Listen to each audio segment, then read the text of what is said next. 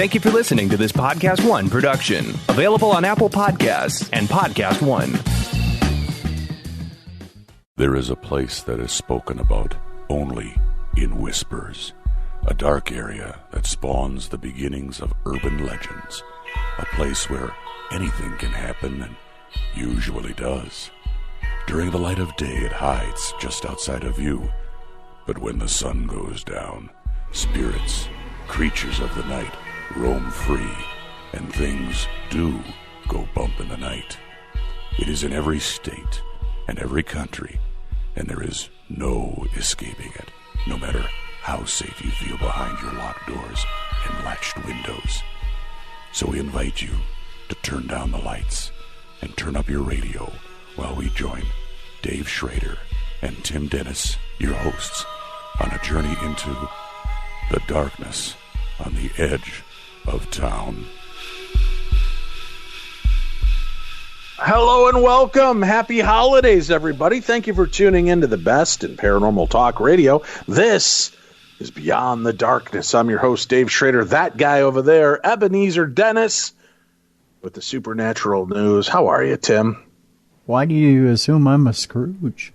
I didn't. I just thought it'd be nice to throw up a holiday-like name, and Ebenezer was the only one that jumped to mind. I see. Yeah. It's that or Santa, and I thought you'd be like, so you're calling me a big fat guy? Well, you're calling me a big fat guy now? No, I'm just kidding. That's my point. So I'm just going after, Ebenezer Dennis. I see. Oh, yeah. You should have been Tim Cratchit. There you go. Well, that'd be Tiny Tim. That's okay. Okay, how about this, Tim? Mm-hmm. Hello and welcome. You're tuned into the best in paranormal talk radio. Happy holidays, everybody. From me, Ebenezer Schrader, and that's that guy over there, little Timmy Cratchit. Little Tim? What was his name? Tiny Tim. Tiny Tim. Tiny Tim Cratchit. So now you think I'm a high singing tiptoe through the tulips type of guy, huh? Tiptoe through the tulips with me. Maybe. I see. Got a problem with it? This guy was wealthy. Lived in Minnesota. I never saw both of you in the same room together. But he's dead. Is he? Yep. Or did he fake his death and come back as a paranormal radio show host? I don't know. Something to think about, folks. Might be. Something to consider. Tim, yeah. I'm excited because 2020 is upon us, my friend. Yes, and this is technically kind of our anniversary show since we're not going to be on January 1st. Yeah, true. Yeah. So, I guess we kind of will, in the sense that True Crime Tuesday is the 31st. Right. So that's kind of under our umbrella. So that'll be our anniversary show. Tim, help me out, because in my mind, we're on year 93 of the show. What anniversary are we truthfully crossing right now? Well, Dave, we started in 2006. Right. 2020 would be year 14. Year 14. We're crossing our 14th anniversary, or we're launching into our 14th year? We're launching into our 14th year, Dave. That's exciting. It is, yeah. That's very exciting. Into our 14th year, Tim. Yeah. Whew. We've officially crossed the plane that I now, the show is older than any pairs of underwear I own. Wow. Well, congratulations on not having old underwear. Yeah, it's a big step. Yeah. Big step. Yeah. Listen, Tim, if I can call you that. You can. I'll let you. I'd like to step onto my soapbox for the last time this year. Okay, sure. Yeah. About something. Okay. I just, I love our listeners. Mm-hmm. But there's something I've just got to reach out to people about. Mm-hmm. Being on the Holzer Files has been a fun experience for me. I still don't know for certain if we're doing a season 2. They're talking with the networks. They're what we call in talks, Tim. Oh, in talks. Yeah. For season 2. Sure. To see if, we got great ratings. Mm-hmm. They liked us. Okay. They've got a lot of paranormal programming. Yeah. Okay. So we don't know for certain. But here's what I can tell you. If we go back into production, Tim, we have a medium. Her name is Cindy Keza. Yes. Mm-hmm. We have a tech. His name is Shane Pittman. Sure. We have a Holzer. Her name is Alexandra. Yeah. We have a researcher and historian. His name is Gabe Roth. Right. We've got a lead investigator, and he is me. Right. Sure. So I appreciate the love and compassion and passion for the show but I don't know how to address this properly, folks. Being on the Holzer Files is a treat. I love doing it. But as you see, if you've watched it, you'll notice one consistent throughout the season. There are 5 of us. Sure. Always 5 of us. Always. 3 of us out in the field. Yep.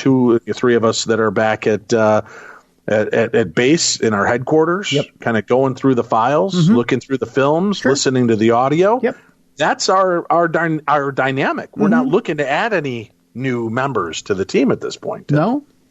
I shouldn't even say at this point because then it makes it sound like, but there's still a chance. Are you sure, Dave? Because if you're ever in Minnesota, you can. I can drop by.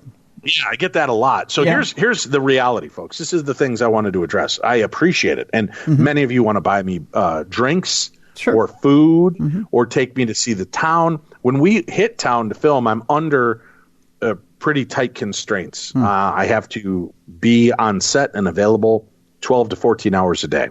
Oh, wow. The rest of the time I spend recording this show and Midnight in the Desert and sleeping. So I really don't have free time. And then when I do have free time, as much as I would like to hang out with some of you, I have some places I just want to go see on my own. Oh. So I have very few hours to get together, unfortunately. So I can't. And having you on set, let me know when you're going to be in. I'll just come by set. That's not how that works because we can't, otherwise, Tim, I'd have tens of fans on site, tens of them, Tim. True. Yeah. Maybe 5s of fans. That could be. And that'd disrupt filming. So I have to be very, very cautious with, who I can reach out to when I'm in these. It doesn't mean I'm slighting you. It doesn't mean that you're not important to us on Beyond the Darkness or in my world. I can't have you on, and I can't add you to the series. And don't get rude with me when I say I can't. I get people that are like pissed. Well, you didn't even let me try, and blah blah blah blah. And I'm a great investigator. That's great, but first of all, I'm not in charge of the production. That's the production company. You can reach out to Painless TV, but don't reach out to me. I make no decisions on if we can add a cast member or what's going on. Now, if you have a case, and again, our show is called what, Tim? Holzer Files, Dave. Yeah. Why is it called the Holzer Files, Tim? Let's see if you have picked up on the subtlety of the title of the show. Well, I'm just going to take a guess here, Dave, based on what I've seen. Because you're taking the cases that Hans Holzer himself investigated, and you are retracing the steps of Hans Holzer, and ding, ding, ding, ding. Yeah, and then you're investigating those, reopening those cases yourself, and then you're investigating them for yourselves. Now, in a couple of occasions, like Lambert Castle, he never got to the castle, but he was intrigued by it. He had talked to Barbara David. He never got to go and investigate that case. He investigated Barbara, but not the castle. Devil in Texas case, that was we re-examined his original case, and we went in and investigated a case that was running right now that was very similar to what had happened with the Devil in Texas case. And our season finale, not our season finale, our one before that, when we visited Henderson, Texas, and we were at, and I can't remember the name of the house off the top of my head, I apologize. Hans never made it there because Maida Jaggers never let him in, but he wanted to go there. She had written to him, had told him about what kind of activity was taking place there, and had reported on it, but never had Hans go in. So those were still his case files. There's still letters and cases that he's done. So we may get to some cases he never got to, but they were the case files he was examining and we have notes upon, right? So you may have the greatest location under the sun. If it's really not tied to Hans Holzer, probably not going to be able to make it. I'm not saying we can't 100%. There's still a chance. Maybe it'll tie into a case very similar.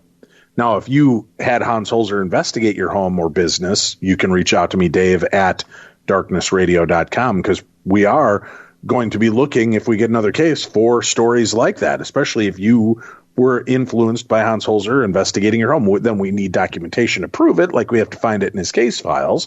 But that's what we would be working on. So that's kind of how the show works. We're following Hans Holzer's case files, the work he was doing or had started.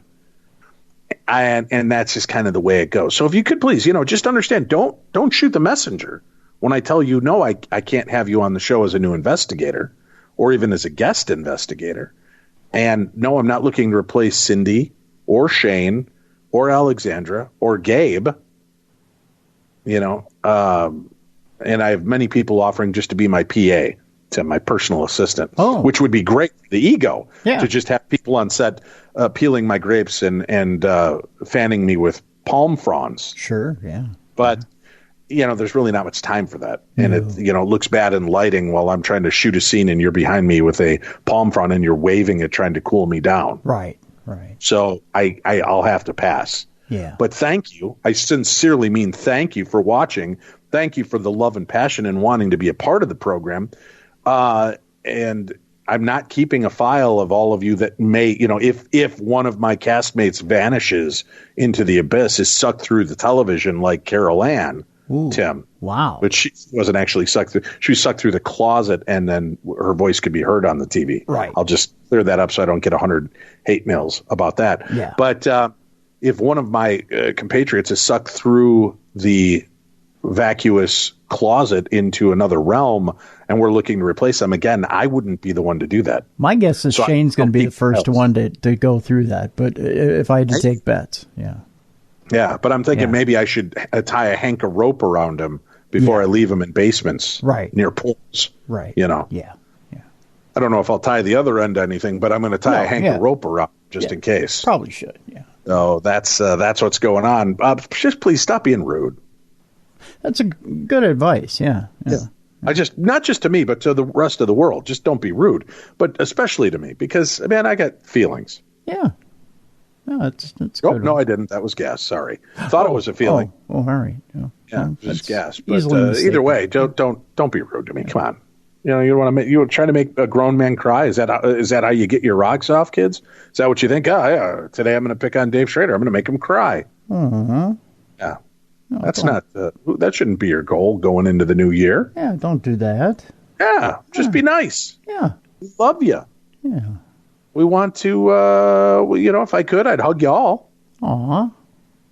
Each and every stinky one of you, I'd give you a hug. Wow, we'll make them and lingering and probably awkward for both of us, but I'll do it. Make them shower first, though. But just don't. I'm doing plenty of events. You can see me all around the world. darknessevents.com. You can go find out where I'm going to be, and then we can hang out, and you can buy me a drink there. As long as I'm with you at the bar while you purchase the drink. I'm not going to get roofied for the 27th time, Tim. Fool me once, shame on you. Fool me 2, 3, 4, 5, 6, 7 through 26 times. Shame on me, really. You didn't have fun the other 26 times you were roofied? No, Tim, the roofie, it just isn't what you expect it to be. Oh. I see. Yeah, so you can only wake up naked in a cornfield a few times, Tim, before you're like, I'm over it. Listen, I have fun getting roofied in a cornfield. Why not? I mean, Yeah, so let's just come see me at one of these events or hire me to your event, private event. I don't care if you just hire me to come on out and eat at your house. I'll do it, Tim. Hey, I'll do that. Tim will do. You're going to hire me to eat at your house? All right. No, Tim, I'll come out and eat at people's houses. I got nothing going on. Okay. Yeah, so there you go. You can hire Tim and I to come eat your food. Yeah. As long as by your food, it's something that's catered in from somebody else, and we get to watch it deliver. Yeah. Does that make me sound paranoid? I don't eat food from people that just hand me food and drinks randomly. If it's willy-nilly food, I don't eat it, Tim. I don't drink it. Really? I feel bad. People are like, oh, I made you these s'mores. I'm like, thanks. And then I throw them in the garbage. Oh, no. Yeah, I can't eat them. I just, Tim, we've, witchcraft, blood in the food, hair, trying to, gain control over me so that I'll push Tim down a flight of stairs so that you can become my new producer. I'm not open to that. Just saying, it's easier to buy me than it is to voodoo me with your cookie of doom. Cookie of Doom. I love that Indiana Jones movie. That was one of my favorites. Yeah, it was very good. So I'm just saying, that's it. You can make Tim. Can they make food for you, Tim, and give it to you? Will you eat handmade food from people you've never met before that love you and adore you and bring it to you at a location? Will you eat the food? You have seen some of the things I've eaten, Dave. I think that pretty much answers it right there. You heard it, folks. He'll eat your food. Yeah. So you can make him anything from a T-bone to sushi, homemade sushi. Oh, I won't eat sushi. I hate maybe sushi. Just a goldfish wrapped in seaweed with some rice on it. No, I hate sushi, homemade Dave. Twinkies. Yeah, I like Twinkies. Roofie coladas. He'll drink them.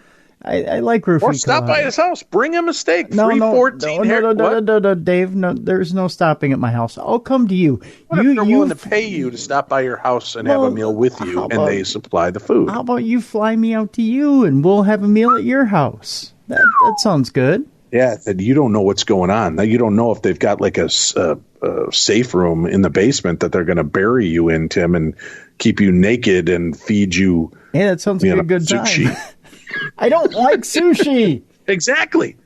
You want to go to their house? Why do you keep saying sushi? You keep throwing sushi out there. Let's sushi goodbye. Let's not sushi. Don't cry. Let's not keep putting the sushi idea out there. I don't like sushi. Man. So, folks, I expect you. I demand of you to bring Tim sushi to every event. No. Make it happen. No, sushi. How cool is that? Let's keep throwing the steak idea out there. Steak, yeah. Keep throwing that out there. Steak dinner. Yeah, I like that idea. Steak is good. Yeah. It's a good idea. Steak is good food. Our family got bigger, Tim, for the holidays. Yeah? We adopted a rescue pup. Check this out. Somebody has this gorgeous American bulldog, pit bulldog, right? Mm-hmm. Yep. That as a puppy got hit by a car. Oh, no. And what do, Tim? What? What do they do? They just drop their dog off at the old veterinarian clinic. Yeah. And refused to come back for the dog. Oh, and then it went into foster care. And apparently my family decided we needed to be its family. So now I've got a new dog. His name is Hans, Tim.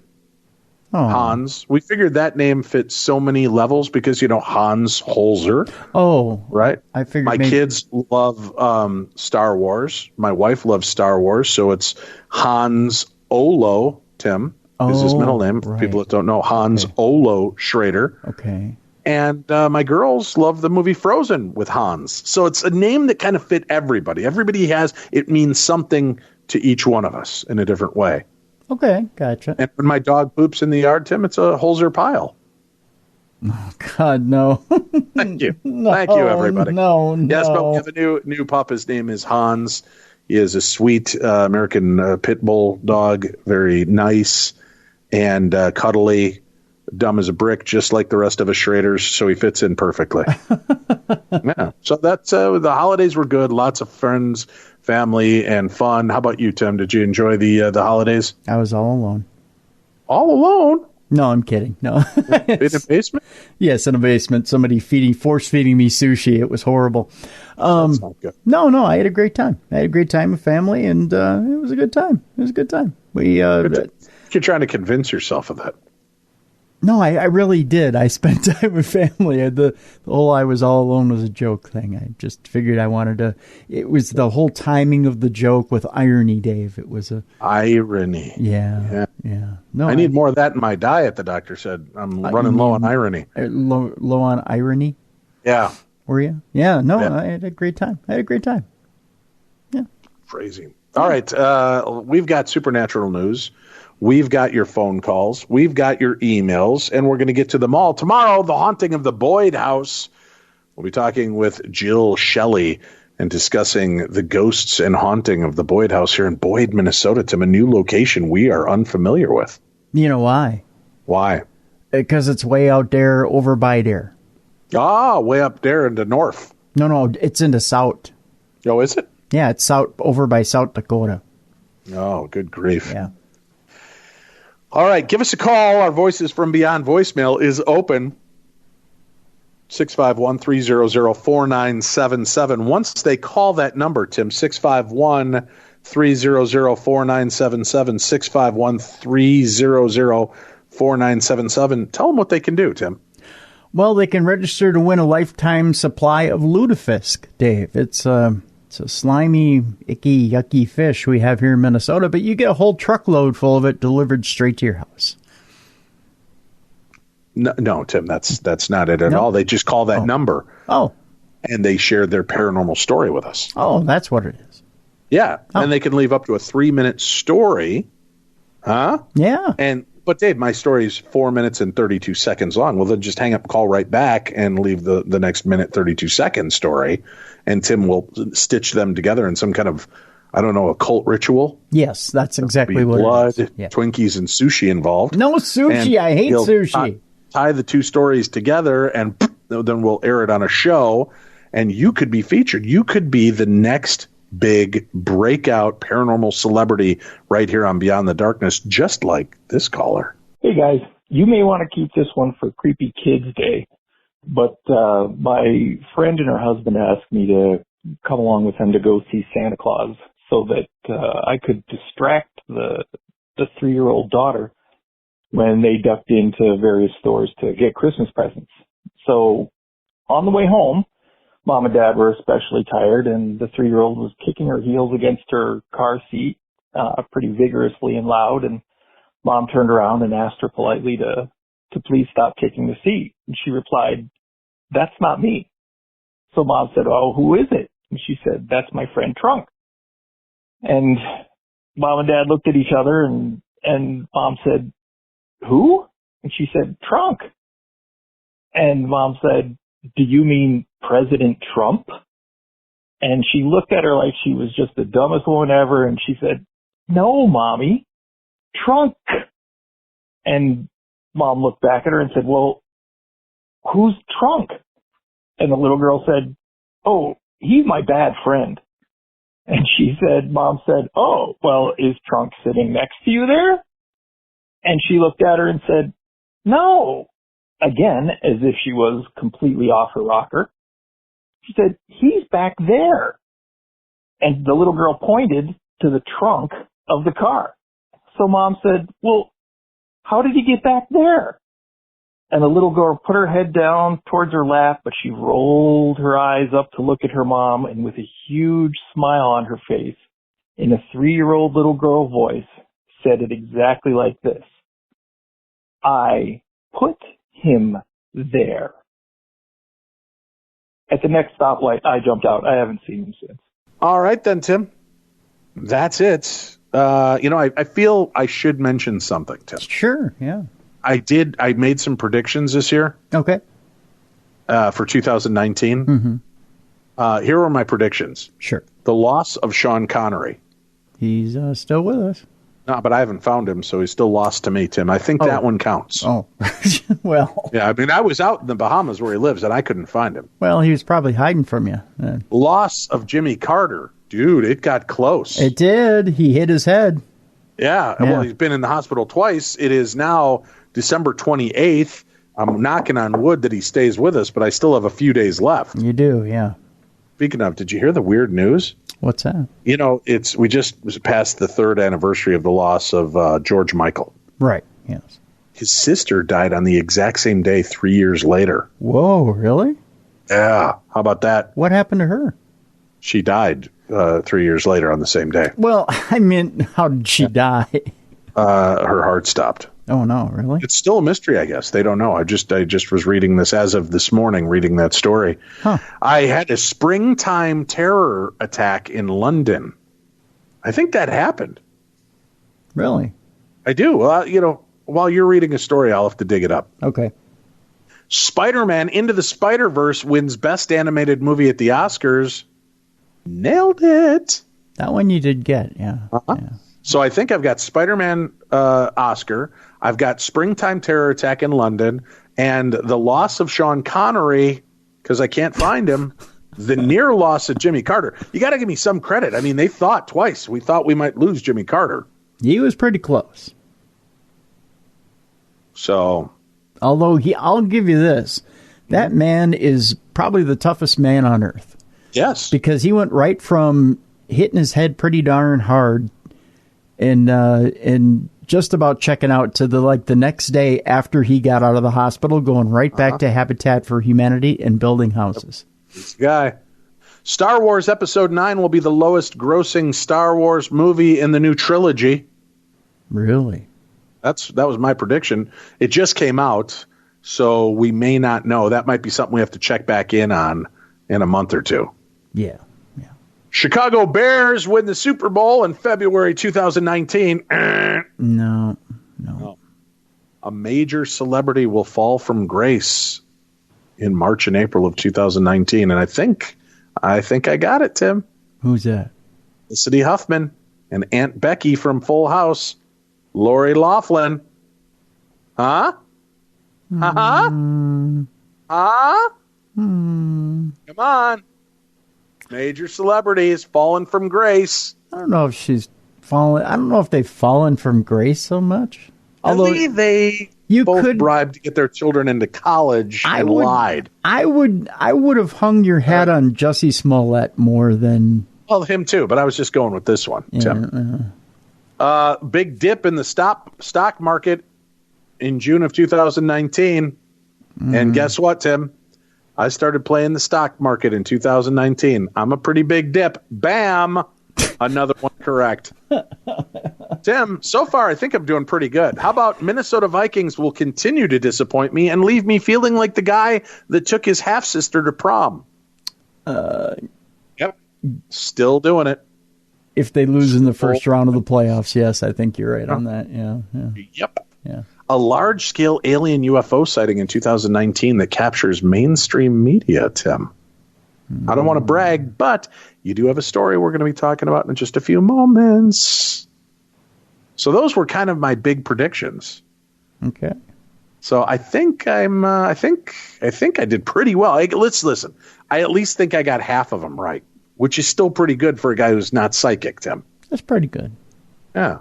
So I'll take that. And actually, I'm not. I hope we don't lose Jimmy Carter. Yeah, I hope so too. Yeah. But he is what, 95? Yeah. Yeah. I mean, that's up there. Okay. Let's examine supernatural news, if it's okay with you, Tim. I mean, I don't want to press my luck, but do we have any supernatural news to report this week? Oh, sure. Yeah. Oh, good. Where are we off to? Yeah. We'll go to India first, Dave. Boot Vidya, to be exact. Boot. I damn near I used to rent all my movies at Boot Vidya. Did you? Yeah. Did you find anything good there? All my DVDs, all my VHS cassettes. I just found one actually in a box, a VHS from Boot Video I never returned. Did you? I think you may. I'm sorry, that was Blockbuster. I think you may owe some back fees for that. I'm not sure. An India university is set to teach doctors ghost studies. That, according to this story, a prestigious India university is offering a certificate course to teach doctors how to treat people who claim to see or be possessed by ghosts. The 6-month course at Banaras Hindu University in the northern city of Varanasi.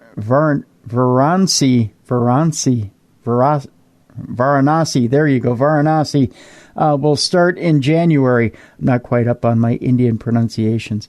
Officials say it will focus on psychosomatic disorders who are often confused with paranormal occurrences. The course will be conducted by the faculty of Ayurveda, the ancient Hindu system of medicine and healing. A BHU official told news agency IANS that a separate unit of Boot Vidya ghost studies had been set up in the university. Boot Vidya mainly deals with psychosomatic disorders, diseases caused by unknown reasons, and diseases of mind or psychic conditions. Yamini Bhushan Tripathi, the Ayurveda faculty dean, said. She added that the university was the first in the country to offer such a course, which would teach doctors about the Ayurvedic remedies to treat ghost-related ailments. Ayurvedic therapies generally include herbal medicines, diet changes, massages, breathing, and other forms of exercise. According to a 2016 study by the National Institute of Mental Health and Neurosciences, nearly 14% of Indians are mentally ill. And in 2017, the World Health Organization estimated that 20% of Indians might suffer from depression at some point in their lives. But there are less than 4,000 mental health professionals in the country of 1.3 billion people, and there is little awareness about these issues. Also, because of widespread social stigma, few seek for professional help or care, and many Indians, especially in rural and poorer areas, visit shamans and witch doctors in the hope that they will help cure their mental illnesses. The news that the government-run BHU will be starting a course in Bhut Vidya has been questioned on social media by some who pointed out that medicine and rehab were more appropriate methods to deal with mental health issues. Some wondered if the course could have been better named. Someone named Vipul on Twitter said, "It's Ayurvedic therapy course of psychosomatic disorders, legitimate field of medicine. Problem is just the name Bhut Vidya." But most ridiculed the announcement, and even some used it to question Indian government's priorities. There's a couple of different tweets that are listed here as well. One coming from SG posted an article. Another from Rajesh Sawhney said that national priorities were listed between India versus China, with two different media reports catching his eye. China had commenced research in 6G technology ahead of 5G rollout in 2020, and the BHU, of course, offering the Bhut Vidya course to stack up technology versus the paranormal. And Colonel Ashok, a veteran of the Indian forces, posted the article about Bhut Vidya as well to kind of ridicule the course itself. So there you go. See, that's so stupid. Why not? I mean, if people believe that they're having paranormal experiences, whether you believe they are or not, it's very real to that person. That's Why true. not learn a way to deal with that and help, with whatever malady they might actually be dealing with?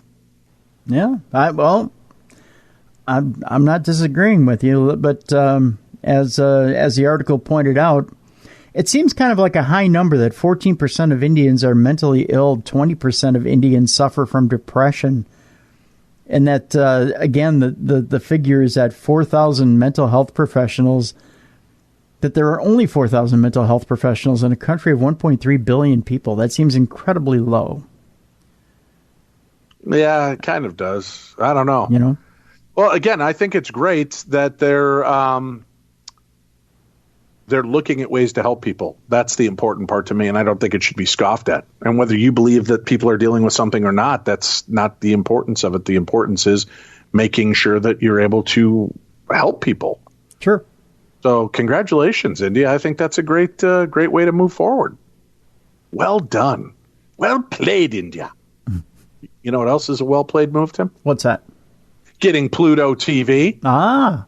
It's the leading free streaming television service where you can watch over 100 TV channels and thousands of movies all on demand, all for free. No credit card needed, no sign up. Pluto TV is the easy and completely legal way to watch your favorite TV shows and hit movies. So what are you waiting for? Never pay for TV again. Download Pluto TV for free on all of your favorite devices today. Your phone, Roku, Amazon Fire TV, Apple TV, smart TVs, PlayStation, anywhere else that you stream. Get it now, Pluto TV.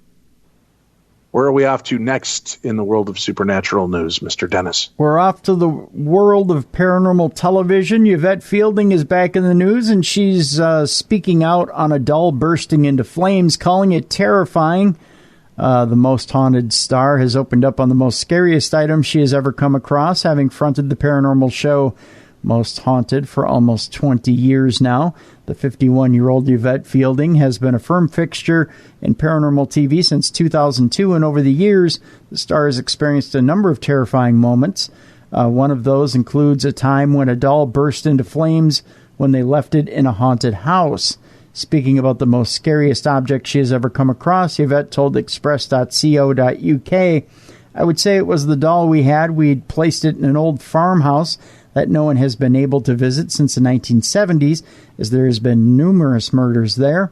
Upstairs in the attic room, there's voices of children laughing and singing, so we thought, well, actually, let's use a doll as a trigger object for the children. They might move it.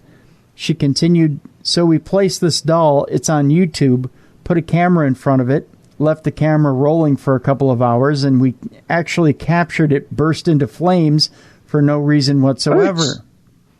Yeah, it just burst into flames. An hour later, Carl, the producer and director, his arm went up in flames as well, which was absolutely terrifying, really frightening. I think Carl needs to invest in a fire extinguisher. Elsewhere, Yvette revealed who she would love to join her on an episode of Most Haunted. The star admitted that she would want to walk into a haunted house with Scottish comedian 76-year-old Billy Connolly.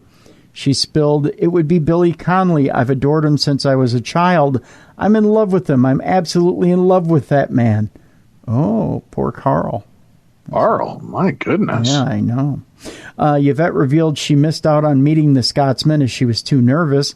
"I had the chance to meet him, but I bottled it," she spilled.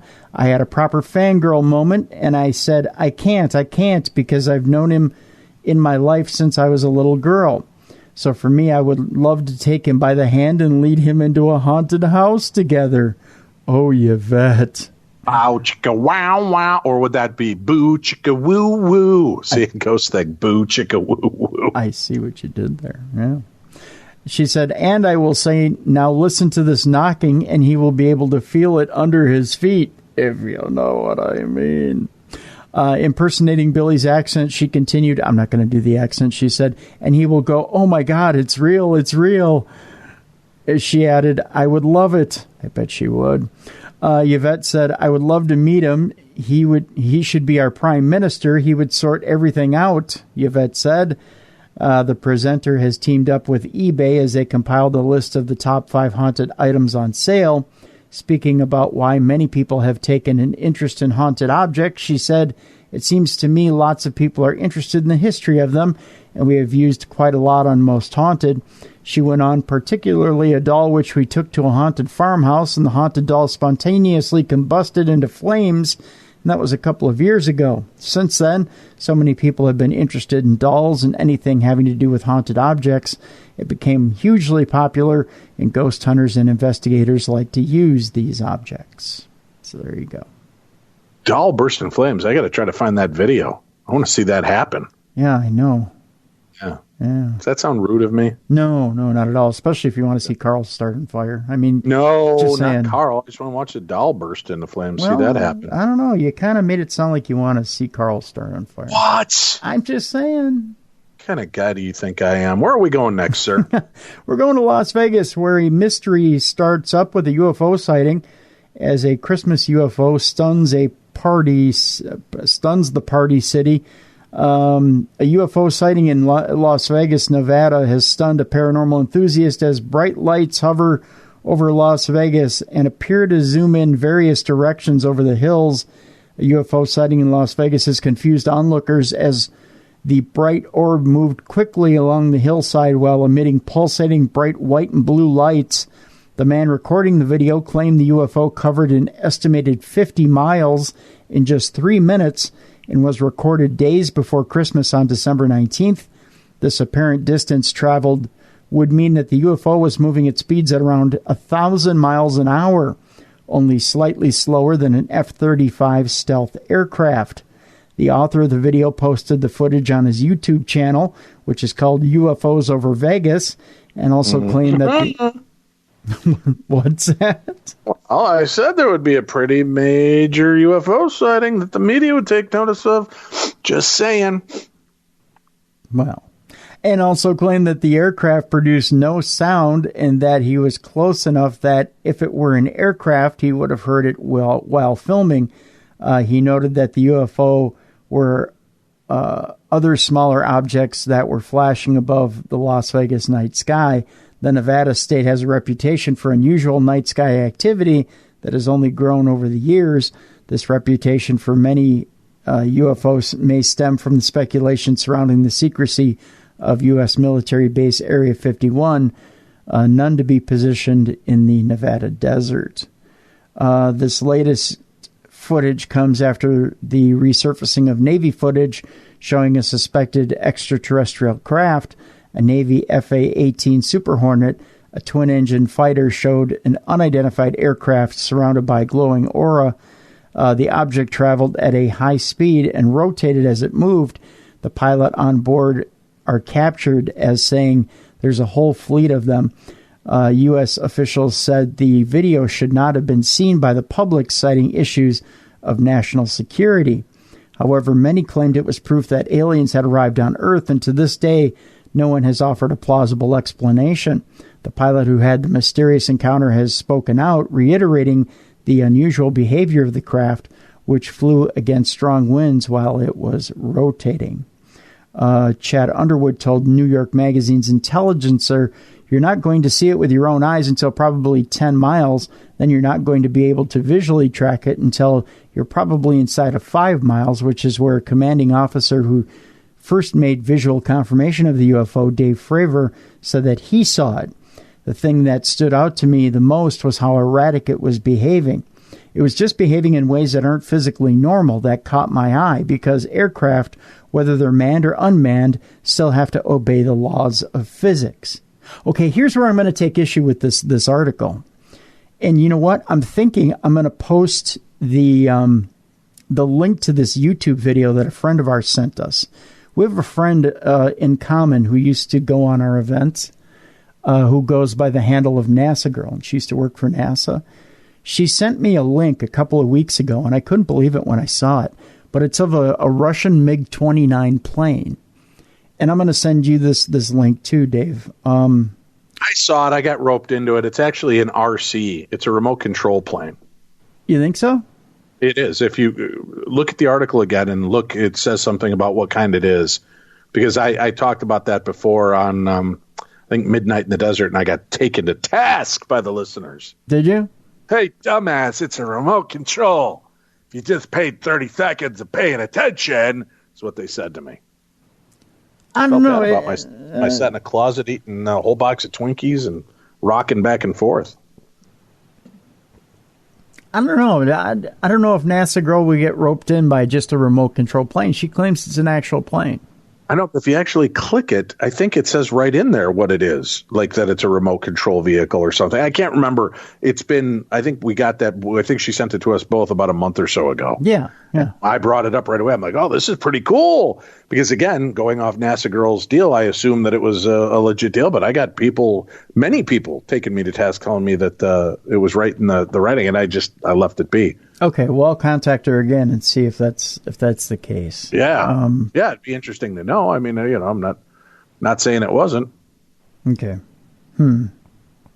Yeah, but yeah, certainly. I know. While you're reading and I'm reading and we're doing that, I'll take a look at that as well and see if I can find any information on that. But first, Dear Darkness, Dave, and Tantalizing Tim. No, my.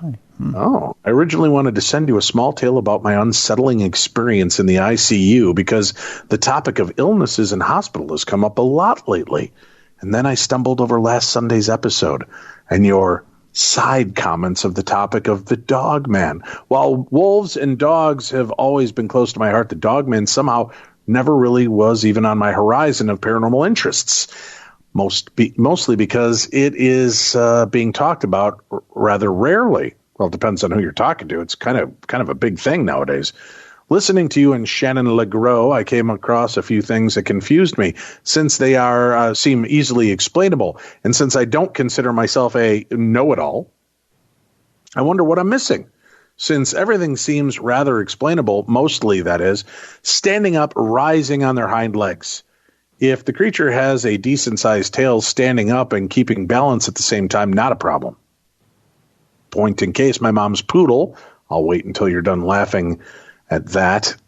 I don't think I'd ever be done laughing at people owning a poodle. But Harley is always interested in what's going on and learns new tricks, behaviors, and patterns within days. At some point, when he started standing on his hind legs, he wasn't going to wait until his human handed him a treat and started standing on his hind legs to bridge the distance. He would even turn a full 360 circle. If you move the treat in front of his nose and jump up while doing so, he never had trouble keeping his balance.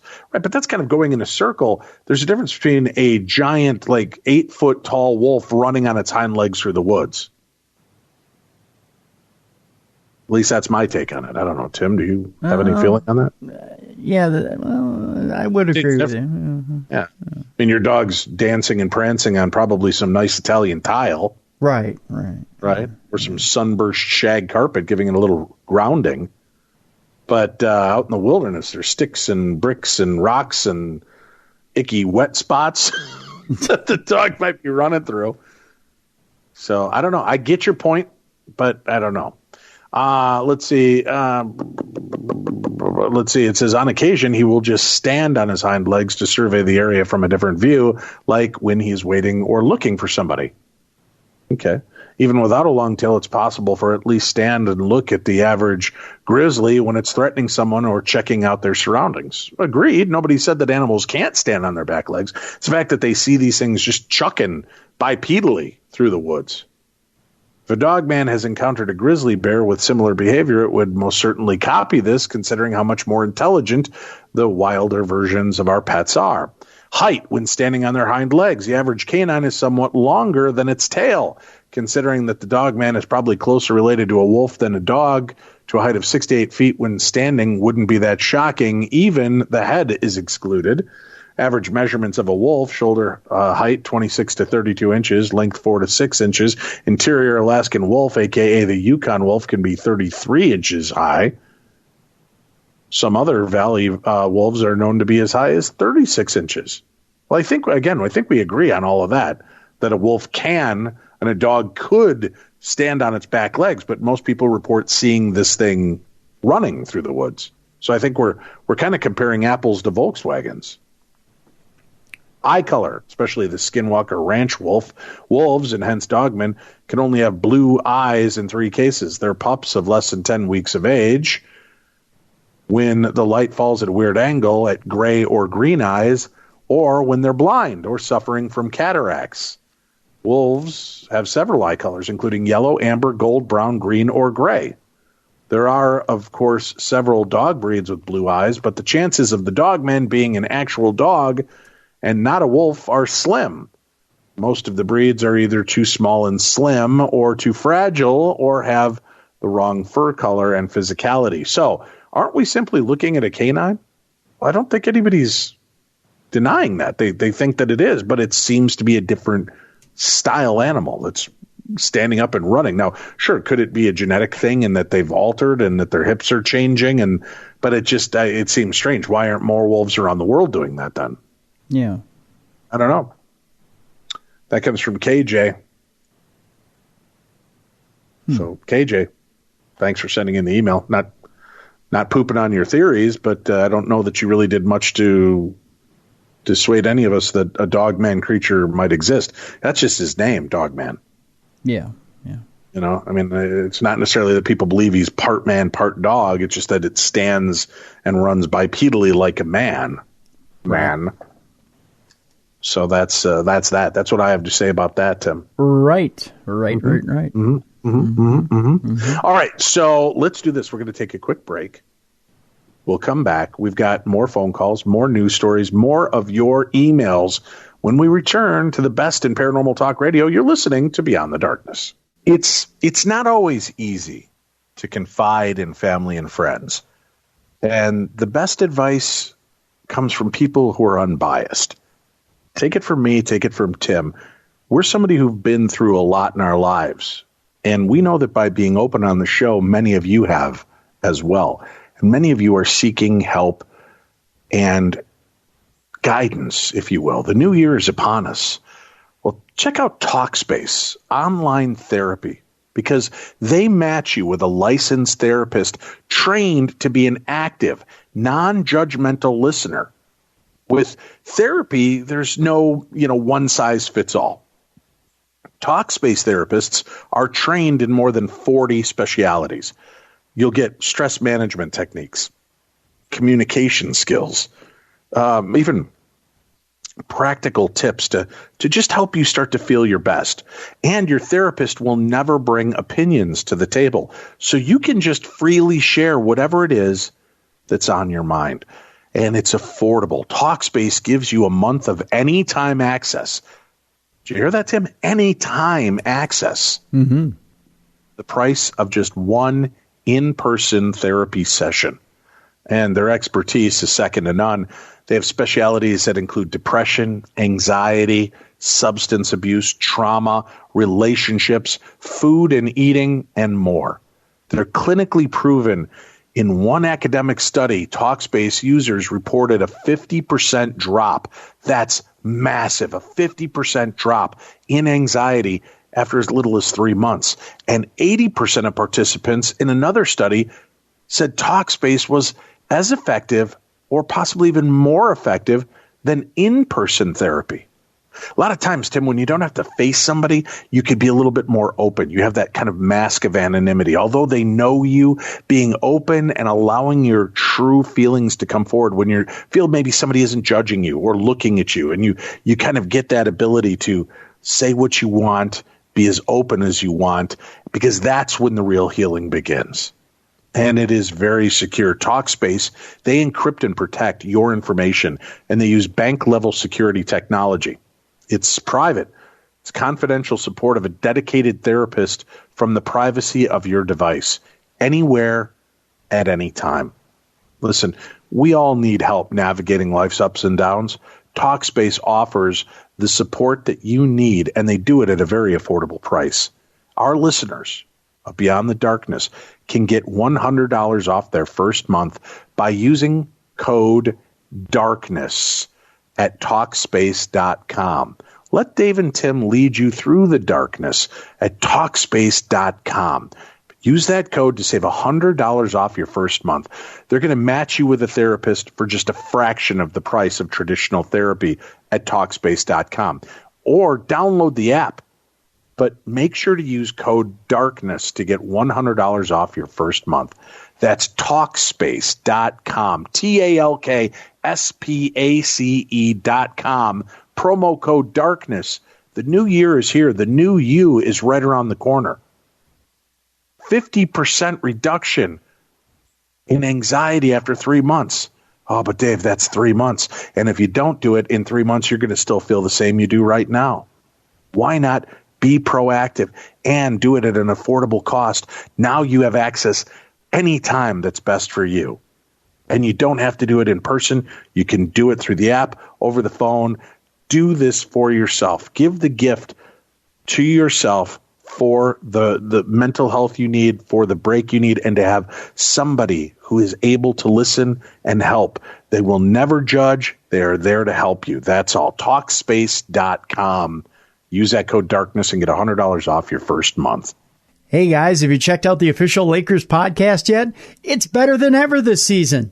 Join host Mike Trudell and co-host Aaron Larsoul every Monday night as they discuss the Lakers news of the day, break down the games from the week, and have exclusive interviews from players, coaches, and staff. This week, the Lakers take on the Clippers in a Christmas Day showdown. Be sure to tune in to the official Lakers podcast to get all the game highlights.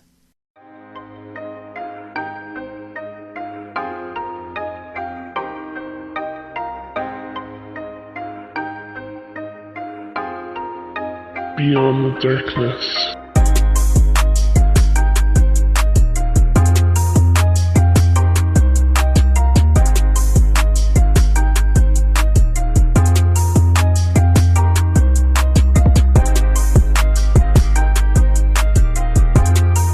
Welcome back to the program. This is the best in paranormal talk radio. This is Beyond the Darkness. I'm your host, Dave. That lovable lug over there is Tim.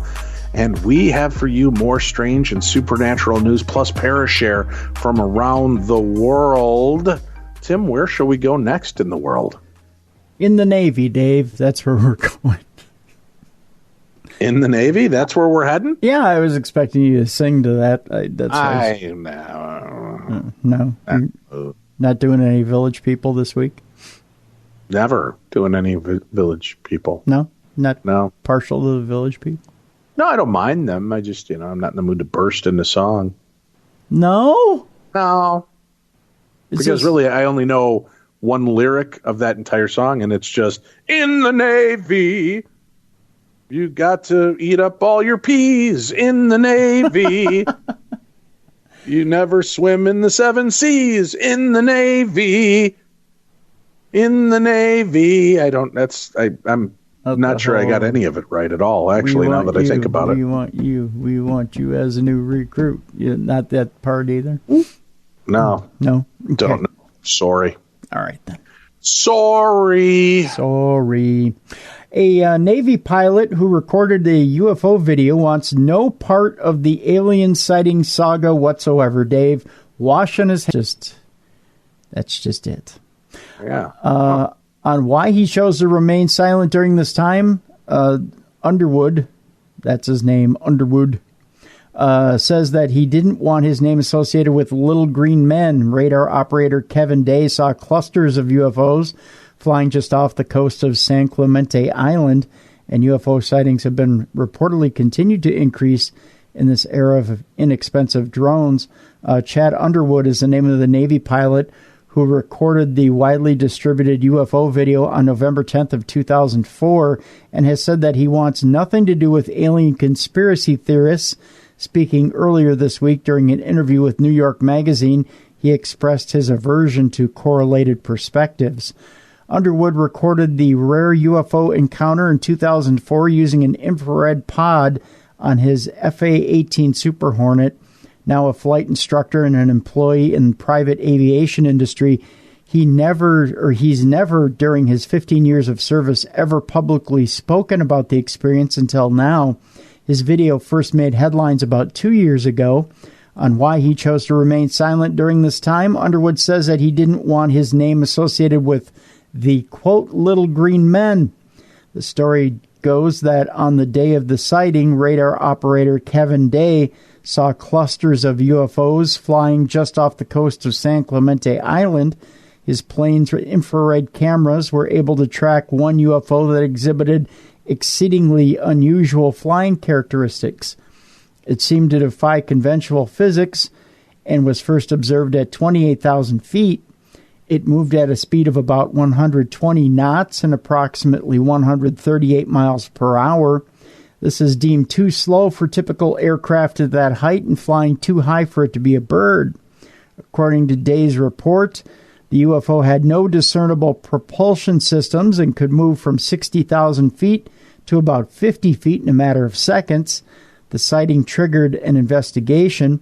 The aircraft's radar systems were disabled and checked for technical faults for weeks to rule out false relays.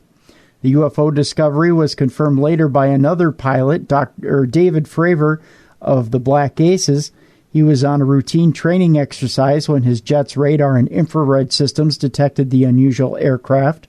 Recounting the experience, Fravor said, "I didn't really think much about it at the time, but once I was able to acquire it on radar and on the FLIR, that's kind of where things, I wouldn't say went sideways, but things were just different." According to his description, the UFO was about 40 feet long and oblong-shaped. The Pentagon has in the past had a UFO investigation program, but it was discontinued in 2012, dubbed Pentagon's Advanced Aerospace Threat Identification Program, and investigated such controversial occurrences, which have reportedly continued to increase in this era of inexpensive drones. Analysts assert that the biggest question right now is not whether the videos are authentic or not, but what the flying objects actually are. Some have speculated that they could be crafts controlled by other nations. There is a possibility that some countries, such as Russia and China, have developed technologies that mimic unusual flying characteristics. This hypothesis is, however, unsupported. The other possibilities is that the UFOs could have been classified crafts used by a segment of the American military. All in all, the jury is still out there on their origin. Seems a bit non-committal. Yeah, a little bit. You know what isn't non-committal? Picking up the phone and calling us for our Voices from Beyond voicemail, 651-300-3030. 4977. That's the number, 651-300-4977. We only have 2 calls left for 2020, Tim. Let's listen to one right now. Hey, Dave and Tim. This is Wayne from outside of Chicago calling again. About 4 years ago, I had a 99 Cadillac DeVille, and in the glove box we found a picture of an older man who used to own it, and the back seatbelt had blood stains on it, and the dealership had it tucked in the seat so we couldn't notice it. He also hid that the gas gauge didn't work till we drove off the lot, but that's another story. First of all, I had about 5 stones hit the windshield, and I've had cars. I had my Mustang 5.0 for 10 years, and I never had one rock hit the windshield. And one night, I even had a rock hit the passenger window, and I even turned around and went back looking for someone who might have thrown a rock at it, and it was nothing but woods. So I was like, how'd that even happen? So I started thinking, oh wait, there's more. I was going south on 355 and ran over a full-size aluminum ladder. And it like knocked off part of my exhaust, which was insane. And then another night, it looked like a paper bag was on I-88, but it wasn't a paper bag. It was a boulder. I hit that, and that messed up the suspension in the back. But anyways, I was figuring there's some bad karma with that car, so I thought it might have his spirit in it. And I had it parked, and I was basically meditating about it, and I was imagining talking to the owner, the previous owner, and telling him, I'm going to take care of your car. And I imagined a stairway to heaven for him and asked my guardian angels to help him find his way. And I saw a blue orb in the driver's seat, and it kind of just disappeared. And after that happened, nothing strange happened with that car anymore. But you guys are the best. I love your show. I'm telling everybody to listen to it, getting everybody into it. Anyways, I got more stories, but I know I'm going to get cut off soon, so take care, you guys. Later. Excellent. Thank you so much for sharing your calls with us. We want to hear more from you. 651-300-4977. Let's start off the new year big and banging. Tim, you want to bang in the new year with me? Bang who and what? What? With our listeners calling in and sharing more stories, Tim. Oh, so it's a big gangbang? That's right. The more that bang, the better, Tim. 651-300-4977. That's the number to call. Be a part of our show week in, week out. You don't have to just listen passively. You could be an active participant in the big paranormal game show of love we call Beyond the Darkness. All right, Tim, where are we going next in the world of supernatural news? Well, a British astronomer claims that aliens exist in real, it says here. In real what? I don't know. Let's find out together, shall we? Alien existence is one of the unsolved mysteries that have been a fascination among the human race for years, and all the space agencies such as ESA or European Space Agency, NASA, are giving high priority to the missions related to alien hunting. And recently, a British astronomer has claimed that the aliens probably exist out there. Out where, you may ask? It's out there is what they're saying. Dr. Maggie Adarin-Pocock, that's a nice last name, by the way, science educator and British space researcher, has recently stated that there is probably a chance of detecting life outside the Earth. According to her, the outer space is full of so many galaxies, planets, stars, moons, and planetary systems, and green clovers, by the way. Considering this, one can't ignore the fact of alien existence out there. She further added that aliens may have arrived on Earth in the dinosaur era, and seeing nobody there for communications, they may have left the planet soon. She believes that such invading may force humanity to forget the differences and unite to deal with these space invaders or aliens. Dr. Adarin-Pocock is not the only space researcher who believes in alien existence. Michael Collins, Apollo 11 astronaut, is known for his arguments over the assumption of only human existence back in 1999. Elon Musk, founder of SpaceX, has already talked about the existence of aliens in November of 2018. Likewise, NASA has planned to launch its Mars 2020 rover in 2020, imagine that, and has already started gathering required components for constructing the spacecraft. Recently, NASA has received an Aero shell for Mars 2020 rover from Lockheed Martin at Kennedy Space Center in Florida. This Aero shell is made up of two parts for protecting spacecraft, such as the back shell to protect from the extreme conditions while flying to Mars, and the heat shield to protect through the atmosphere. If NASA manages to complete these small but important tasks as planned in time, the rover will be launched in July of 2020 from the Earth and will land on Mars in February of 2021 as expected. I guess that's the article. That's it. That's it. You know what, though, Tim? What's that? I picked on the Vikings. They got into the playoffs. Mm-hmm. I can't be complaining about that. We'll see how far they get into the playoffs. Okay. Maybe we'll all be surprised. Wouldn't it be something to see the Minnesota Vikings square off against the Buffalo Bills in the 2020 Super Bowl, Tim? Why, you ask? Good question, Tim. Why is that? Because both teams have been to the Super Bowl 4 times. Both teams have lost 4 times. This time, Tim, unless the earth were to open and swallow both teams, there would have to be a winner. You would think. Well, you would know. There would definitely have to be a winner. Unless, of course, alien abduction happened at halftime on a tied score. Unless there was a tie, Dave. Both kickers known to go wide right when they're needed.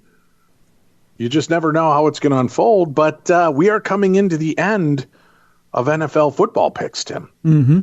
We've been working with betonline.ag all season, having a lot of fun, picking on our buddies Stone Cold Steve Austin and Adam Carolla, who obviously knows what he's doing. He's not just a guru on the podcast site, Tim. No, yeah. But he is also a betting fool. Now we know why he's so wealthy and you and I are not. Right, right. I mean, you've done pretty good. I'm going to be honest with you. I've turned over the reins. First couple of weeks, I'm all about sit back, let the master pick. And Tim, I was so far off. Well, so far off. I did not do well. But since you've taken over, we've been knocking them out. Like 4 out of 5 games a week ain't bad, kids. Not bad at all. But as we're coming into the final week of regular season, all right, Christmas week, the sports action is huge. Playoff implications all over the place in NFL and Christmas Day NBA matchups, Tim. Those were big. Mm-hmm. You got college football games coming up. Oh, yes. So visit our good friends and exclusive partner at Podcast One, betonline.ag, to take advantage of the best bonuses in the business. Sign up for a free account and make sure to use the promo code PODCAST1, all one word, PODCASTONE, for your 50% sign-up bonus. All right, Timothy. We get a chance to pick 5 picks this week. 5 picks going into the final week of regular season. Mm-hmm. What teams and why? This is a tough week, Dave, because the last week of the season is either you're trying to get a spot in the playoffs or you've locked in a spot and it's a lame week. You're starting your backups and you don't really have anywhere to go. You know, we didn't intentionally pick the Vikings this week because it's one of those weeks where we got linebackers and running backs hurt and we have a lame duck team in Chicago that we're playing. So. Right, and we're probably not even going to play our starters. We're probably going to play about half our starters, so we stayed away from the Vikings this week. Yeah. What teams did we cash in on this week, Tim? I tell you, we picked some crucial games this week because there's still some teams out there that are playing for something this week. And so we decided to focus on some other teams. We picked the Chargers at the Chiefs this week is one of the games that we went after. We decided we were going to pick the hometown Chiefs this week. Although the Chiefs are pretty much locked into a playoff spot, the Chargers have something to play for this week. And so the Chargers are going to play the Chiefs hard, but we are going to pick the Chiefs in that one. The NFC East is still a division that is playing down to the last week. The Redskins are playing at the Cowboys, the Dallas Cowboys. And although the Dallas Cowboys have not looked good the last few weeks, the Cowboys have something to play for, a division title. And we're going to pick the Cowboys this week, going into the final week of the season. I know it's kind of a sketchy pick. Quoting one of my all-time favorite Christmas movies, yippee-ki-yay, mother... That's right. Yeah. We're going to pick the Cowboys as our second pick this week. Yeehaw! They're the rootinest, tootinest, gall-darn rootinest football team in America. That's right. There's a team that's moving to Las Vegas next year, Dave, out of the confines of Oakland. They're traveling to Denver this week, although they're going to run into a buzzsaw known as the Denver Broncos in Denver. We're picking the Denver Broncos to beat the Oakland Raiders and send them to Las Vegas with a loss. The Denver Broncos are your third pick this week. So far, you've got the Chiefs, the Cowboys, and the Denver Broncos. The other team in the NFC East that is competing for a spot in the playoffs is the Philadelphia Eagles this week. And the Philadelphia Eagles are playing at New York. They're playing the Giants. We're going to pick, this is your lock for this week. We're going to say that both Dallas and Philadelphia win this week. So your Eagles are going to beat the Giants in a lock 28-21. It's going to be a close game in New York. Again, your Eagles are a lock 28-21. The final game this week, you've got a game out there in L.A. The Cardinals, Red Hot Cardinals, are taking on the L.A. Rams, who have also been red hot at the end of the season. The Rams go out on a win in L.A. as they barely beat the Cardinals this week. The Rams are your fifth pick. So again, Chiefs, Cowboys, Broncos, Eagles in a lock, 28-21, and the Rams. Those are your games for this week. The one I avoided, Dave, and I tell you, it was a tough one. I really wanted to make a pick on that 49ers-Seahawks game on Sunday night, but I say... Oh, so a bonus pick. Ladies and gentlemen, it's Tim's bonus pick of the week. Let me tell you something, and this is one that was bandied about, and there's a listener that I've been going back and forth with all season long, and we've been talking back and forth on Twitter, and he seems to think that Seattle is a fluke, and I don't think so. But Seattle's had a hard time with running backs, and they've had three running backs now that have been injured, and they brought in Marshawn Lynch. And everyone seems to think, Marshawn Lynch is an unknown factor, unknown quality type back. He hasn't played all year, and he could be out of shape. I think Marshawn Lynch comes back and does some damage. And I actually think this is kind of the rise of the Seahawks, Dave. They're playing at home. Everybody seems to underestimate them come playoff time. I think, get ready for this, I think you see the Seahawks upset the 49ers at home. I'm calling it upset special. I think the Seahawks beat the 49ers at home. Wow, really? Yeah, I think they do. Now, I could be wrong. I could be hugely wrong, but I really do see the Seahawks beating the 49ers at home. It could be right. It could be wrong. So there you go. That's just a bonus pick, but bonus pick. Yeah, a bonus pick. All right, so those are your 5 picks with the bonus pick of the week. Our lock of the week again, Tim? The Eagles over the Giants, 28-21. Remember, there's a $500 reward each week to give out as winning shows to 5 listeners each week. So if we hit the trifecta, the quinfecta, if that's the right term, Tim. Sure. If Tim wins and picks all 5 winners and the lock at the right score. I'm bad at this verbiage, Tim. Anyway, if he does it, we'll have $500 to give away to listeners who are playing along on BetOnline.ag. So if you are playing along, you notice that we win on all 5, hit us up. We should have $100 to give, or $500 to give $100 to 5 different winners. And remember, we've got that great $5,000 season-long charity contest going on as well. Join the conversation on Twitter. Use hashtag SportsNetChallenge and be a part of the game with us. Visit betonline.ag. Don't forget that promo code podcast1 for your 50% sign-up bonus. betonline.ag, your online sportsbook experts. All right, Timothy, where are we off to next? Well, Dave, a theologian has examined if discovery of alien life could kill religion as we know it. It's always an interesting topic. I love talking about this topic. My mouth isn't working today.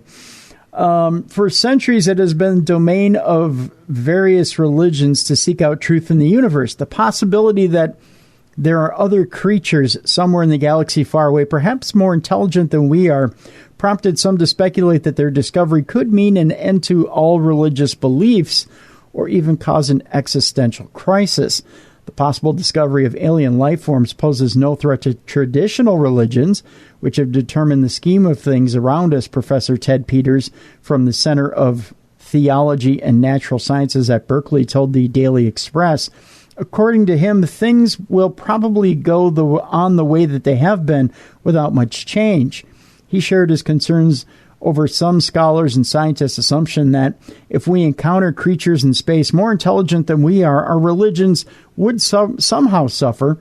On the contrary, he noted that even one of the surveys dedicated to this problem revealed that believers seem optimistic about the prospect of meeting extraterrestrial intelligence. His quote is, "The Peters ETI Religious Crisis Survey found that this was not the case with self-appointed or self-defined believers in various religious traditions. They're a trifle worried about their traditions, but for the most part, their respective traditions will survive," he explained, sharing one of his favorite comments on the matter, which came from a mainline Protestant. "I'd share a pew with an alien any day." That was the quote. According to the theologian who conducted the survey, while representatives of all religions seem to be at ease with the discovery of aliens, non-religious respondents were the only group who predicted consequences for believers. The quote is, "There was one group who said that, yes, religious traditions would suffer, and that group consisted of the non-religious. So non-religious people were worried religions would suffer collapse or a crisis, but religious people themselves don't forecast a collapse or crisis." He offered his paradoxical results. According to him, religious people might be okay with the concept that earthlings are not the only children of God. God's creation is going to include the entire cosmos, any living creatures that might be in it. A lot of comments were of this nature, that God is the creator of a very large universe, and this universe was not meant only for us, but to be shared with other creatures of God, he mulled. However, some theological questions need to be sorted out, including whether Earth can be named a unique planet as Jesus Christ was born here, or God has had multiple incarnation in other intelligent civilizations, probably scattered throughout the universe. Peters and his colleagues stepped onto this terra incognito in their 2018 book, Astrotheology, which might give a name to a new field of studies. Out of 5 subjects, the quote goes on to say, 4 answered they would expect God to incarnate multiple times, one for each planet with an intelligent civilization. One of the subjects said no, the historical event of Jesus Christ's birth suffices for God's atonement of the entire cosmos. He recalled the opinions outlined by this work. Tim, this just in. Dave's 2019 prediction? Yeah. A major celebrity will fall from grace in March or April of 2019, Tim. Okay. Jesse Smollett actually fell from grace earlier, but in March was kind of the case was dropped against him. So that's not really the falling of grace. That was the returning of grace. Well, I don't know about that. He never really came back from it. He never came back from it, but his fall from grace didn't happen in March and April, was my point. But Tim, besides Jesse Smollett, who? I said a major celebrity, Tim. So you don't want to take Lori Loughlin, America's sweetheart, and Aunt Becky from Full House and Fuller House, Netflix hit TV series, nor do you want to take Felicity Huffman, one of Housewives' most desperate, Tim, then I submit this for you. Uh-huh. Took place on March 18th, Tim. Okay. Mama June Shannon, that's right, Mama June, charged with a felony, possession of a controlled substance, and a misdemeanor, possession of drug paraphernalia on March 18th. Mama June and her boyfriend, Jenno Doak, were arrested after a domestic incident at a gas station on March 13th in Alabama, Tim. She was also found to be in possession of a crack cocaine pipe and $1,340 in cash hidden in her bra. Mama June gets in trouble every other month. I mean, I don't but know what... a fall from grace nonetheless. Just putting it out there, Tim. I could be wrong. Well, but you're talking about Mama June, who... Major, Tim. I don't know if you're familiar with a little show called Honey Boo Boo. Here comes Honey Boo Boo. Tim, Mama June in the news. Just putting it out there. Just saying, Tim. So you didn't want to take my Huffman Laughlin ties. I think Mama June pretty much wraps it up, Tim. Don't mess with my deal. Don't mess it, Tim.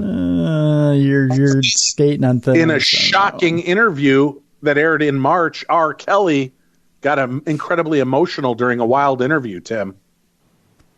Mm-hmm. Uh-huh. Is that the one where he cried and moaned and with Gayle King?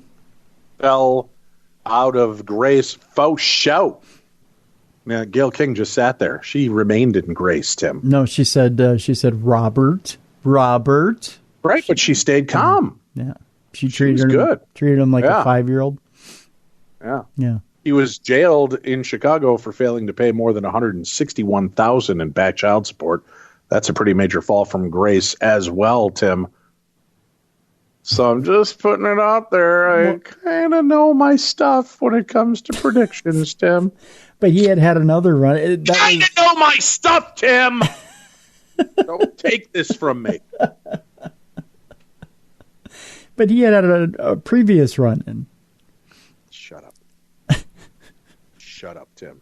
But he completely fell from grace. He still had one foot on grace.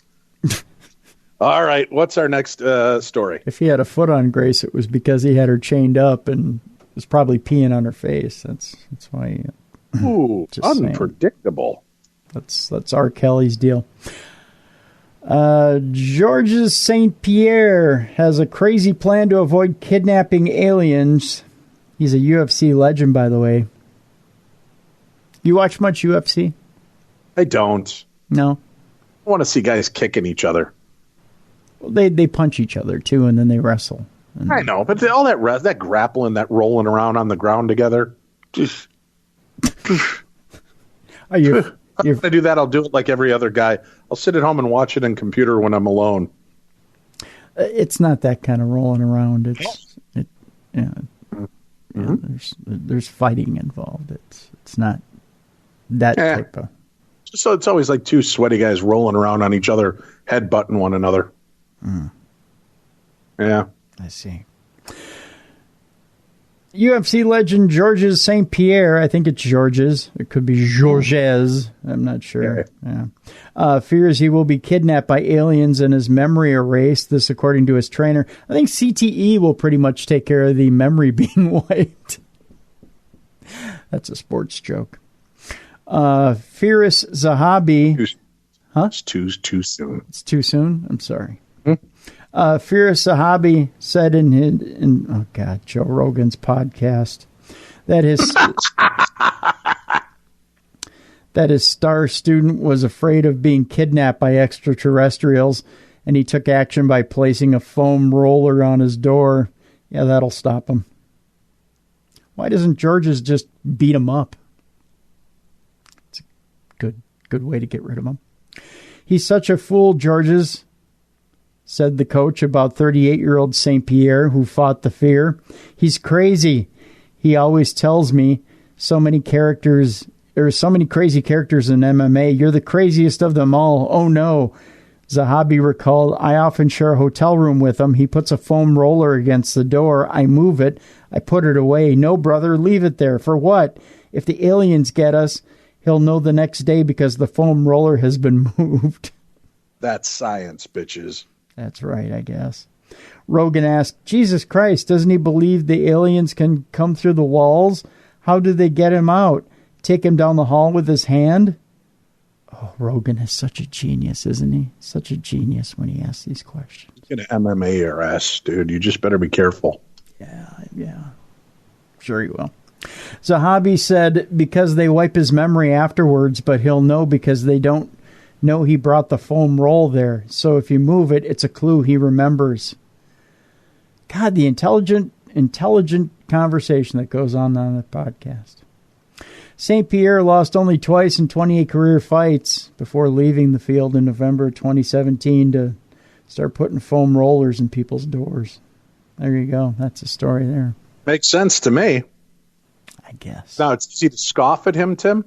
Huh? But you have a follow-up story. I do have a follow-up story, Dave. Huh? Yeah.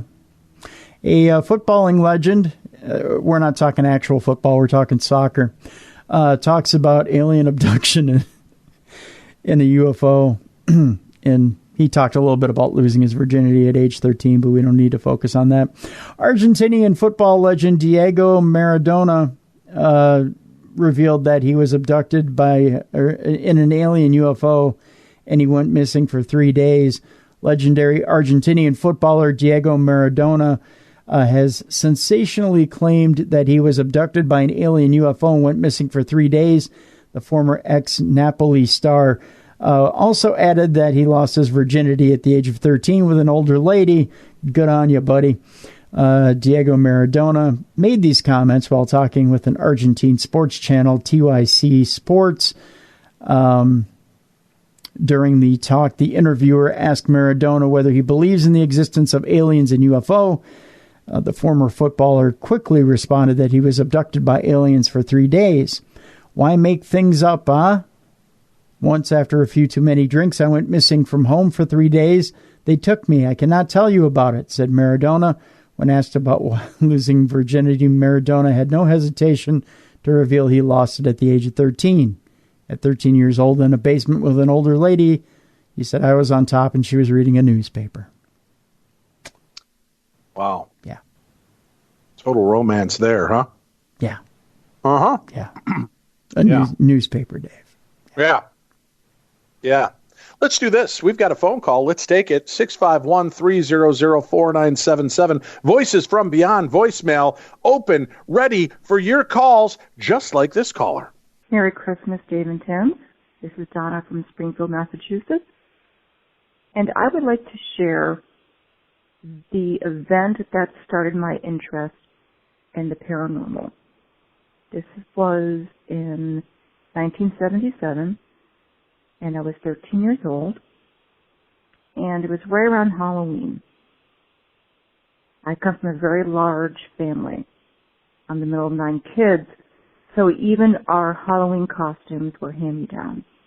And we're gathering around the table during Sunday dinner, discussing who was going to be what that year and who was going to get stuck with what costume, or who wanted which costume from the previous year. And somebody made the joke, I think it was my brother John, who's the youngest, that he probably wearing the ghost costume until he's a ghost himself. And everyone laughed. And then my brother Mark, who is kind of like our family skeptic and cynic, said there's no such thing as ghosts, which my mother responded to by saying, no, that's actually not the case. And I'll tell you why. Because your Aunt Claire had a ghost.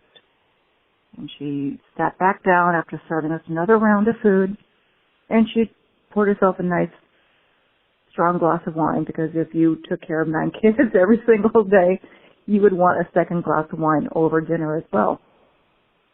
And she proceeded to tell us the story about Aunt Claire and her poltergeist. Aunt Claire was not really our aunt, but she was a really close family friend. She and my mother were best friends since high school, and they used to work together. And then my mom got married, and so did Claire, but she actually started her own business as well, which was kind of unusual for someone like in the 60s and the 70s. So she was a very straightforward person. She owned her own business. She was an interior decorator, very blunt, very nice, very loving person, but she just did not, she called a spade a spade. So she really didn't have a lot of time for frivolity or for imagination or flight of fancy. So if she said something happened, you definitely would believe her and know that it's the objective truth. Well, a few months before this conversation, Claire's mother had passed away. And at the same time as that happened, she had a client who was requesting a few items for her house. And what Claire would do was go to estate sales and antique shops. She bought a few items of furniture and she put it in her house at the same time as her mother had passed away.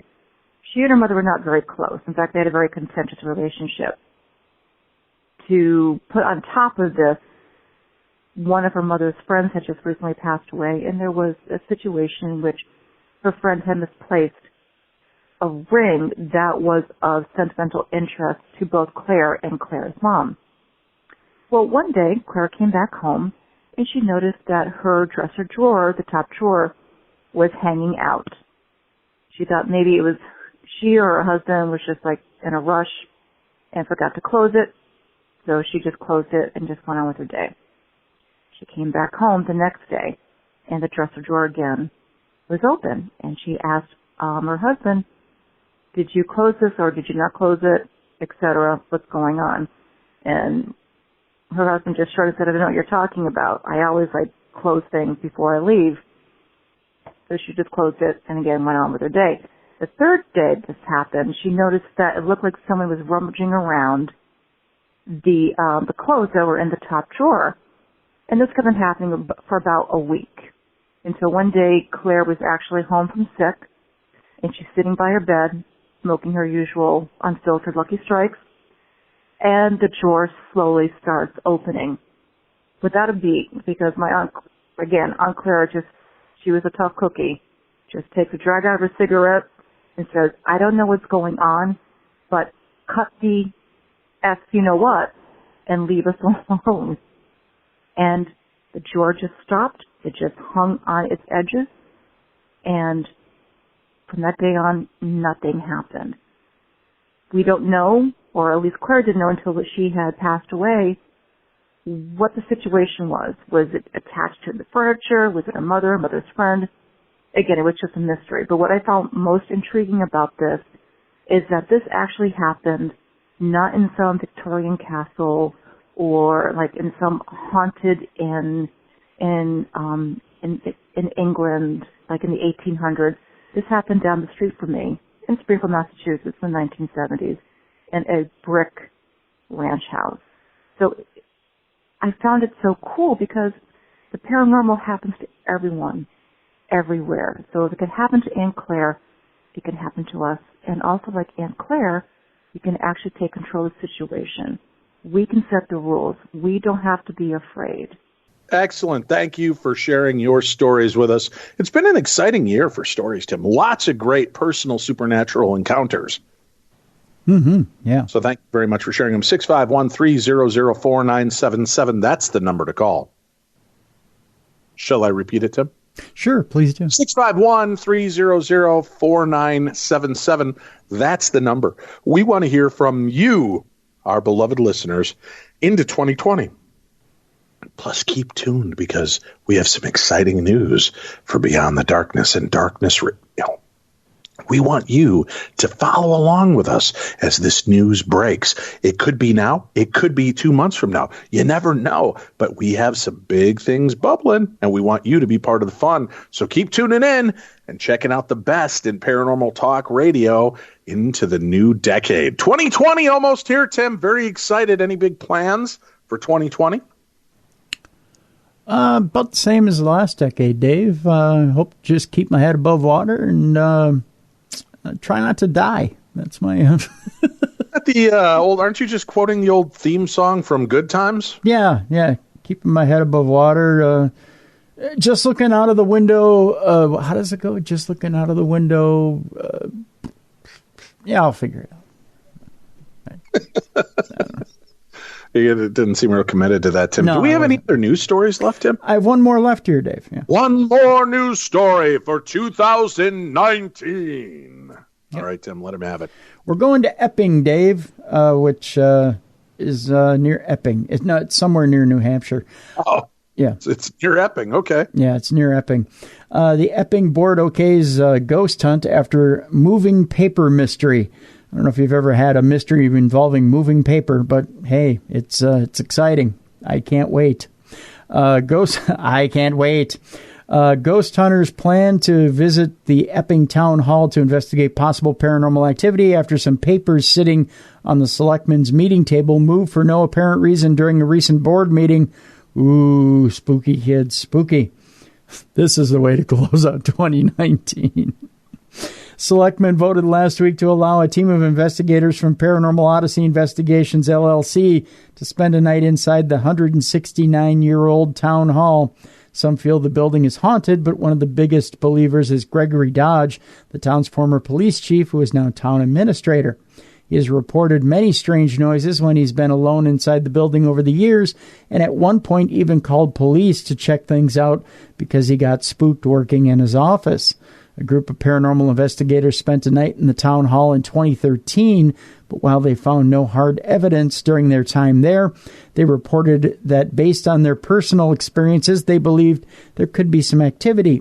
Interest in the possible haunted happenings at Town Hall were renewed after the paper incident on November 18th that was captured by cameras during the selectmen's televised meeting.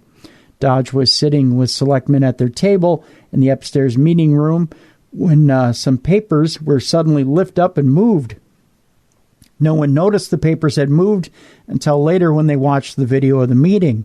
Dodge said there was no reason for the papers to move that night, as no windows were open and no fans or heaters were running that could have caused them to move. Following the incident, Dodge said he was contacted by a group of paranormal investigators interested in spending a night locked in at the town hall. Apparently, they seemed to think there were spooks or something in this building. I made an evaluation myself and decided there were spooks in the building, and they have a beef with our administrator because he seems to be the only one that sees them and hears them. I'm kidding.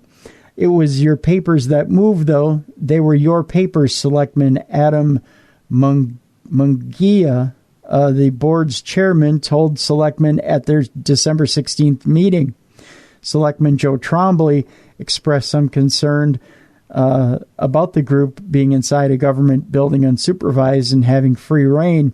Dodge said police performed spot checks the last time investigators spent a night inside the building. Trombley also was concerned about the town's liability. I just don't want the town liable if something happens, somebody falls down the stairs or something like that. There are things that can happen, and I don't want us liable for that, he said. Selectmen agreed to allow the team to investigate on January 30th, but only after signing a waiver of liability and providing a certificate of insurance. That seems fair. Yeah, that's fair. Sorry, Dave and Tim. Sorry there will be no bathroom break for you during my story, as I just can't do a show call-in, and your public certainly deserves nothing less than the dulcet stylings of Mr. David Schrader. I can't begrudge him that, Tim. They are right. My story begins, the email says, October of 2009. I began working at a nursing home. In the 5 years I was employed there, I'd heard many interesting stories from the other aides and nurses and had weird experiences myself. My first week there, I asked some of the aides what spooky things they may have experienced. I learned about the children from several aides. This nursing home had the ground level, which was rehab. Then the first and second floors where the clients resided. Both floors were divided into 2 front and 2 back hallways, with each side having its own unit. I usually worked the front and back halls of Primrose. The stories regarding these ghost children always centered at the end of Primrose Back Hall. Residents there would complain about the children running around and playing at all hours of the night. Of course, there would be no children after 8 p.m., as visitors had to leave the building at that time. One of my clients had been a woman named Josephine, who was totally bedridden and was a Hoyer lift at all times. One morning, I was given a report and learned Josephine had passed away the night before under rather strange and troubling circumstances. It was told to me that she died at our local hospital. During the ride in the ambulance, she explained to the EMT how she was trying to control the children that were running in her room. She said they were running circles around her TV, sitting atop her dresser. The only problem with that scenario was the dresser was flat against the wall. So anyway, Josephine said she was worried about the children getting hurt, so she tried to get out of bed to corral them when she fell, which led to the ride to the ambulance. Needless to say, we were all rather shocked to learn about the situation. The stories from our back hall clients continued, not very often, but just often enough. One day I was helping a client with her lunch. Rose had the room second to the end of the back of hall on Primrose. She was sitting up in bed, propped by pillows, and we were talking a bit together. To my surprise, she focused on the end of her bed and asked me who the little boy was. I saw no little boy, so I asked her what she was talking about. She said, "The little boy. He's sitting at the foot of my bed." I asked if she could describe him. She said he looked about 5 years old and had a white shirt and blue pants. He had black curly hair and dark skin, and said that he looked like a nice little boy, but she didn't know who he was. Dave and Tim, any mention of children always centered on that side of the building, and always at the end of the back hall. Thank you for allowing me to share this story with your listeners. That comes from Corliss from Connecticut. Corliss, thank you for sharing that little chilling tale as we wrap up another edition of the best in paranormal talk radio. But we'll be back tomorrow as we investigate the haunting of the Boyd House. I'm Dave Schrader. That's Tim Dennis. Make sure to visit our shop at darknessradio.com. Click on the storefront. Go in and check the shop that we have there. You're going to see all kinds of cool paranormal swag. I add something almost every day. Plus, all the books you hear featured on our show, our true crime books, and more. It's all there. Go check it out. darknessradio.com. Click on the store tab. Don't wait. Don't hesitate. Make it great. Huh? How do you like that, Tim? I like that, yeah. That's it for him. That's it for me. That's it for the show. We'll be back tomorrow with more Beyond the Darkness.